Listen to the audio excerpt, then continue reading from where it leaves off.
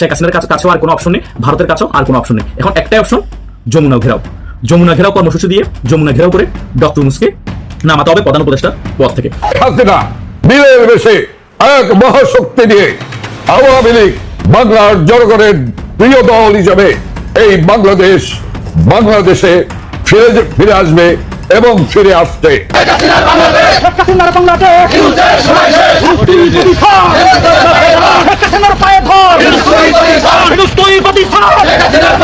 আমি নিজে সভানেত্রী শেখ হাসিনা রেখে ধরে আপনারা ফাঁসিতে চড়াবেন, তার 3 কোটি সমস্যার বয়ে আঙুল চলবে বলে আপনার কাছে আটাই দিব পুরো কেমনে ঠেকাবে।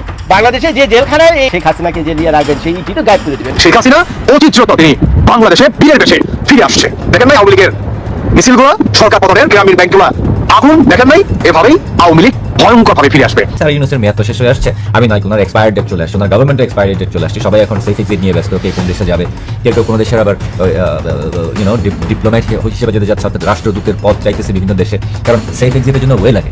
ডক্টর খলিলুর রহমানের এই হঠাৎ দিল্লি সফর এবং প্রধান দ্বিপক্ষীয় বৈঠক কি ইঙ্গিত দিচ্ছে? পরিকল্পনা পাল্টিয়ে একদিন আগে গিয়ে কনক্লেভের আগেই বৈঠক করাটা বিশেষ কিছুর বার্তা দেয়। অন্তর্বর্তী সরকারের জন্য কঠিন সময় অপেক্ষা করছে। শেখ হাসিনার মৃত্যুদণ্ড ঘোষণা দিল্লি ঢাকা সম্পর্ককে এখন এমন এক জায়গায় নিয়ে গেছে যেখানে প্রতিটি পদক্ষেপ, প্রতিটি বৈঠক, এমনকি একটি আমন্ত্রণও রাষ্ট্রের ভবিষ্যৎ নির্ধারণ করতে পারে। ডক্টর খলিলুর রহমানের দিল্লি সফর এক ধরনের কূটনৈতিক আগুনের উপর হাঁটা, আর অজিত দোভাল যদি বাংলাদেশ সফরে আসেন তাহলে সেই আগুন আরো বড় ঝড়ের ইঙ্গিতও দিতে পারে। আপনাদের সবাইকে বলে দিতে চাই, ভুলেও রোজার খলিলকে বিশ্বাস করি না। রোজার খলিলের কোনো না কোনো জায়গায় দেখবেন এমন একটা ডিভাইস ফিট করে দিয়েছে ওই ডিভাইস দিয়ে আপনাকে সবার ইনফরমেশন রোজার খলিল দেখবেন ভারতে সাপ্লাই দিয়ে দিচ্ছে, কারণ এন্ডিং এ হয়তো সেফ এক্সিট প্রয়োজন সবার, তাই না?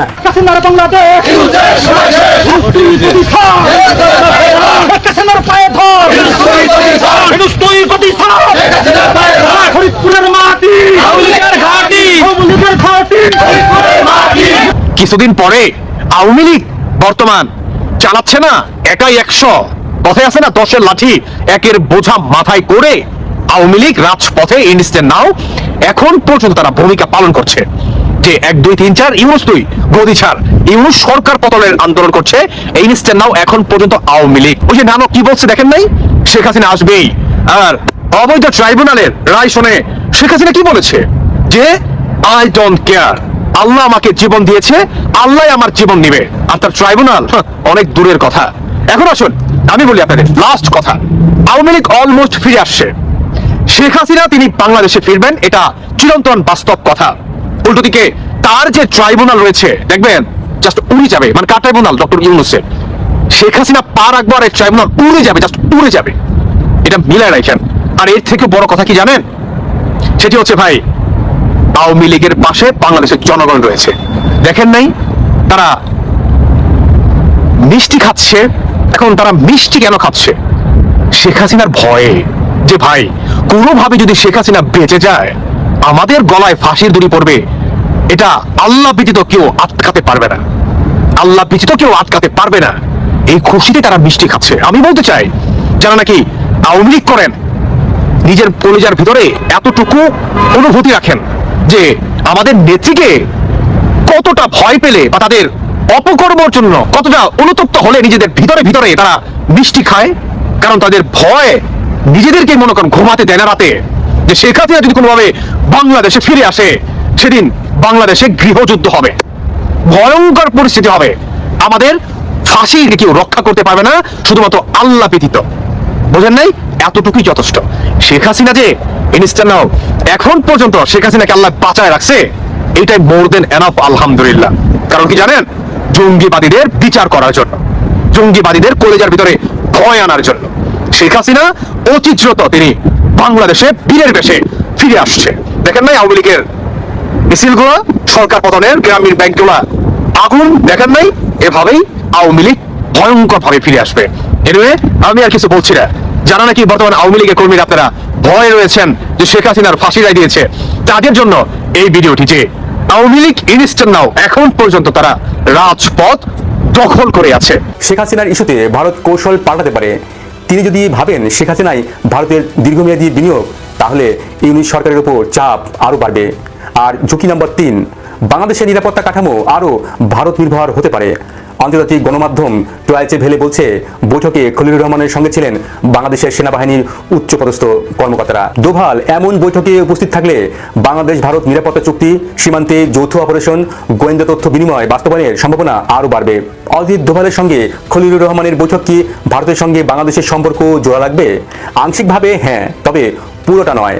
শেখ হাসিনার মৃত্যুদণ্ড নিয়ে দিল্লি এখনো নীরব। দোভালের আমন্ত্রণ দিল্লিকে খুশি করেছে, কিন্তু ভারত এখনো তার কার্ডগুলো খেলা শুরু করেনি। সম্পর্ক জোড়া লাগানোর প্রথম ধাপ হলো বিশ্বাস পুনর্গঠন, এবং সেই বিশ্বাস প্রতিষ্ঠার কাজ করছেন খলিলুর রহমান। কিন্তু সেটার দাম কি হবে? ভারত কি তার বিনিময়ে বাংলাদেশের কাছ থেকে নিরাপত্তা বা রাজনৈতিক ছাড় চাইবে? সবচেয়ে গুরুত্বপূর্ণ প্রশ্ন হলো, খলিলুর রহমান কি ইউনিশ সরকারের জন্য বিপদ ডেকে আনলেন? যদি অজিত দোভাল বাংলাদেশে এসে ভারতের পক্ষে কৌশল চাপিয়ে দেন, এটা ইউনিশ সরকারের জন্য চ্যালেঞ্জ হবে। যদি দোভাল আড়ালে আবডালে খেলেন, এটাও ইউনিশ সরকারের জন্য আরও বড় বিপদ ডেকে আনবে। আর যদি দোভাল সামরিক সহযোগিতা বাড়িয়ে দেন, বাংলাদেশ আরও ভারত নির্ভর হয়ে পড়বে। আর যদি ভারত এই সফরকে ইউনিসকে পরীক্ষা করার সময় হিসেবে নেয়, তাহলে অন্তর্বর্তী সরকারের জন্য কঠিন সময় অপেক্ষা করছে।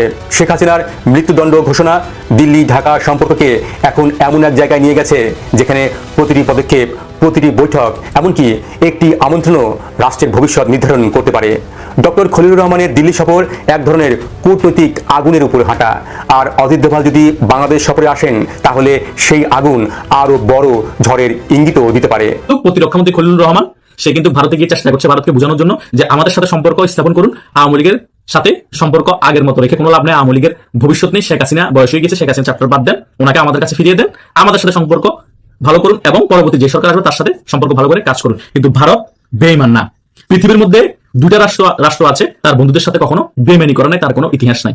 এক নাম্বার হচ্ছে রাশিয়া, দুই নাম্বার হচ্ছে ভারত। যতই আতাত করার চেষ্টা করুক খলিলুর রহমান ভারতে গিয়ে অজিত দোভালের সাথে কথা বলে এবং ডক্টর ইউনূস সরকার এবং পরবর্তীতে যে সরকার আসবে তারাই, কোনো লাভ হবে না। ভারতের মেইন ফোকাস হচ্ছে শেখ হাসিনাকে দেশে ফিরিয়ে এনে আবার ইস্টাবলিশ করা, আওয়ামী লীগকে বাংলাদেশের রাজনীতিতে আবার আগের রূপে ফিরিয়ে আনা। তার ব্যতিক্রম কোনো কিছুই ঘটবে না। হয়তোবা শেখ হাসিনাকে যদি বাংলাদেশের রাজনীতিতে ফিরিয়ে আনতে ব্যর্থ হয়, উনি যদি মারাও যায়, তবুও কিন্তু বাংলাদেশের রাজনীতি আওয়ামী লীগ ফিরে আসবে, হয়তোবা নেতৃত্বে হাল ধরবে, বুতুল না হলে জয়। এটা বাস্তবতা। আওয়ামী লীগ যে ফিরবে এটা পানির মতো পরিষ্কার। হয়তোবা শেখ হাসিনার হাত ধরে আবার ফিরতে পারে, না হলে পুতুলের হাত ধরে ফিরবে, না হলে জয়ের হাত ধরে ফিরবে। এটা 100% লিখে রাখুন, এটা আমি আমার প্রতিটা ভিডিওতে বলে থাকি। তাই নরেন্দ্র মোদী এবং শেখ হাসিনার বৈঠকটি খুবই গুরুত্ব বহন করবে। ওই বৈঠকের মধ্যে অনেক কিছুই ফাইনাল হয়ে যাবে। আওয়ামী লীগের নেতৃত্বে কি শেখ হাসিনা থাকবে, নাকি পুতুল আসবে বা সজীব ওয়াজেদ জয় আসবে, এবং শেখ হাসিনা কি ডাইরেক্ট যমুনা ঘেরাও কর্মসূচি দিবে এবং আওয়ামী লীগ আরো 100% ভাবে বাংলাদেশের রাজপথে নেমে সক্রিয় হবে, নাকি নির্বাচনের জন্য অপেক্ষা করবে, নাকি নির্বাচনের পরবর্তী সময় আওয়ামী লীগ আন্দোলন নামবে। অনেক কিছুই ওই বৈঠকের মধ্যে সিদ্ধান্ত নিবে নরেন্দ্র মোদী এবং শেখ হাসিনা। তাই আমাদের আরো কিছুদিন অপেক্ষা করতে হবে আওয়ামী লীগের পদক্ষেপের জন্য, ভারতের কূটনীতিক পদক্ষেপের জন্য। ভারত কি কূটনীতিক পদক্ষেপ নিবে না ডাইরেক্ট প্রশাসনিক পদক্ষেপ নিবে, এটাও একটি প্রশ্নবোধক। কারণ ভারতের মিডিয়া ফলাভাবে প্রচার করছে ভারতের দিল্লিতে বোমা বিস্ফোরণের যে ঘটনা ঘটেছে সেটার সাথে নাকি বাংলাদেশের অনেকের যোগসাজশ আছে, তারা নাকি সেই তথ্য পেয়েছে। সে কারণে কি প্রশাসনিক কোনো পদক্ষেপ নেয় কিনা ভারত, সেটাও কিন্তু দেখার বিষয়। সেদিকে একটা বিষয় আছে, এবং শেখ হাসিনার একটা বিষয় যে ভুয়া একটা ফাঁসি দিয়ে দিয়েছে শেখ হাসিনাকে, এবং আওয়ামী লীগকে নির্বাচনও অংশগ্রহণ করতে দেওয়া হবে না, আওয়ামী লীগও রাজনীতি করতে দেওয়া হবে না বাংলাদেশে। এই সকল বিষয় নিয়ে তালগোল পাকিয়ে ফেলেছে ডক্টর ইউনূস। এগুলো নিয়ে অনেক আগে থেকে ভারত প্যারাপ। তাই এখন ডাইরেক্ট অ্যাকশন নিতে হলে নরেন্দ্র মোদী এবং শেখ হাসিনার একটা বৈঠকের খুব প্রয়োজন ছিল। সেটাই কিন্তু নরেন্দ্র মোদী এবং শেখ হাসিনা বুঝতে পেরে এখন তারা বৈঠকে বসছে ফাইনাল ডিসিশন নেওয়ার জন্য। তাই আমাদের হতাশ হয়ে কোনো লাভ নেই, ভালো একটা ডিসিশন আসবে, ভালো একটি সুখবর আসবে। তাই রাজপথে নেমে এবং যমুনা ঘেরাও করে ডক্টর ইউনূস কিভাবে পদত্যাগ করবেন সেদিকে আপনার মনোযোগী হওয়া প্রয়োজন। তারা চাইবে আপনাদের মনোবল দুর্বল করতে, তারা বলবে শেখ হাসিনা আর ফিরবে না, আওয়ামী লীগ আর ফিরবে না, আপনারা এখন অন্য চিন্তা করেন, বিএনপি রাজনীতি করবেন নাকি জামাতের রাজনীতি করবেন নাকি এনসিপি রাজনীতি করবেন নাকি অন্যান্য দলের রাজনীতি করবেন, সেই চিন্তা করেন।